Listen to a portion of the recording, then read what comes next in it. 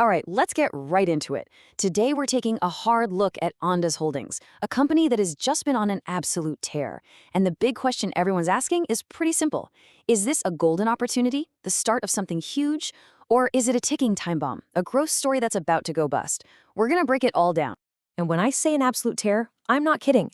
In just a single year, Omonda saw its revenue rocket up by an unbelievable 605%. Now, a number like that, it definitely grabs your attention. But it should also make you a little suspicious, right? So let's find out what's really going on here. You know the feeling. It's the classic problem for anyone investing in growth stocks. You find a company with this kind of mind-blowing momentum, and it's exciting. But then that little voice in your head pipes up. Is this for real? Can it actually last?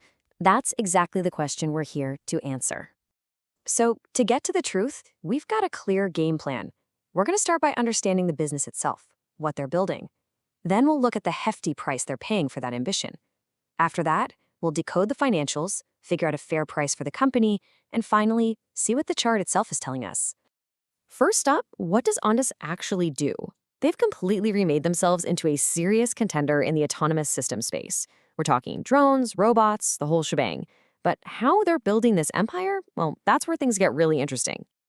The company really has two main engines. You've got Ondas Autonomous Systems, or OAS for short. This is the new, flashy part of the business where all that crazy growth is coming from. Think drones, counter-drone tech, robots on the ground, and the AI brains to run it all. Then you have the legacy business, Ondas Networks, which provides super reliable wireless stuff for things like railways.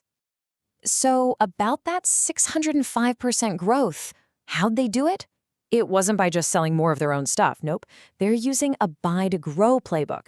They're basically on a shopping spree, gobbling up smaller, innovative tech companies and then stitching them all together to create one giant system of systems.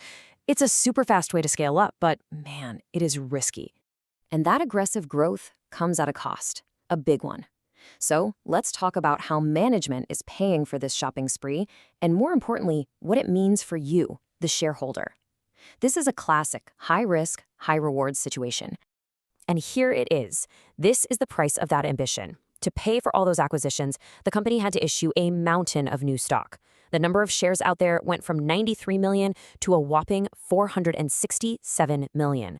For anyone who owned the stock before, that means your slice of the company pie just got cut into much, much smaller pieces. That's what we call shareholder dilution. But, and this is a really big but, here's the other side of that deal. In exchange for diluting shareholders, the company is now sitting on a massive $1.55 billion pile of cash. That's a huge war chest. It dramatically lowers their financial risk and gives them a ton of fuel to keep growing. It's a massive trade-off. Now, to management's credit, they've been really upfront about their plan. They know they aren't profitable right now, but they've given investors a very clear roadmap. They're telling us exactly when they expect to start making money, step by step, with the whole company hopefully turning profitable in early 2028. This is great because it lets us track their progress and hold them to their word. Okay, so we get the strategy. Now it's time to pop the hood and look at the actual numbers. What does the financial health of Ondas really look like today? We're going to dig into the good, the bad, and the all-important balance sheet. You know, the financials are kind of a tale of two cities. On the one hand, the good news is pretty great. Gross margin has jumped from just 5% all the way to 40%. That's a fantastic sign of improving efficiency. And like we said, that balance sheet is a fortress with over $1.5 billion in cash. But the bad news is, well, it's pretty bad. They're still losing a ton of money, over $133 million, and just burning through cash. The business isn't funding itself. Financing is. And all of this leads to the most important question of all for an investor. What is this company actually worth? Because here's the thing. Even the greatest company in the world can be a terrible investment if you pay too much for it. We have to see if there's what's called a margin of safety at today's price. So what is this margin of safety? It's a really simple but powerful idea from value investing. Basically, you do your homework to figure out what you think the business is really worth, its true intrinsic value. And then you only buy the stock if the price in the market is way, way lower than your estimate. That gap, that discount, that's your margin of safety. It's your buffer in case you're wrong. So after running the numbers using a standard valuation method, what's called a discounted cash flow model, the calculated intrinsic value for Ondas comes out to be around $8.15 per share. Now, at the time of this analysis, the stock was trading on the market for about $8.80. So here's the kicker. Far from getting that stock at a discount, at a nice margin of safety, it's actually trading at a premium to its calculated value. What that tells us is that the market has already priced in a lot of future success. There's very little room for error if the company hits a bump in the road. Okay, let's switch gears. We've looked at the business fundamentals. Now let's see what the stock chart itself is telling us. Sometimes, technical analysis can give us some pretty interesting clues about what the market is thinking and where the price might be headed.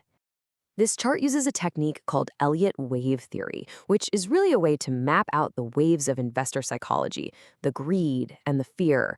And the main takeaway here is that the big, powerful move up seems to have finished its typical pattern. According to this theory, after a big run like this, you usually see a corrective phase, which means the price is probably going to drop or at least trade sideways for a while. And what's interesting is that when you break down that recent rally, each piece of it fits the classic Elliott wave pattern perfectly. Every wave did exactly what the theory said it should. That just adds a little more weight to the idea that a correction could be coming. So what's the one thing you need to watch? The entire technical analysis really boils down to this one simple, actionable idea. That price zone between $5 and $6 is a critical support level. Whether or not the stock can stay above that zone is going to be the key to knowing just how bad this potential correction could get. All right, let's put a bow on this. Here's your analytical toolkit. The bull case is obvious. You've got explosive growth in a red-hot industry, and they're sitting on a mountain of cash. The bear case is just as strong. You've got extreme shareholder dilution. They're not profitable, and there's a real risk they can't make all these acquisitions work together. The valuation? It tells us there's no discount right now. And the chart? It's flashing a warning sign and telling us to watch that $5 to $6 level very, very closely. And that leaves us with the final question, the one you ultimately have to answer for yourself. Ondas is without a doubt a visionary company with a bold, exciting strategy, but it also comes with massive, clear-as-day risks. So how do you decide? At what point does that potential for a life-changing reward become worth the very real risk of failure? That, my friends, is the billion-dollar question.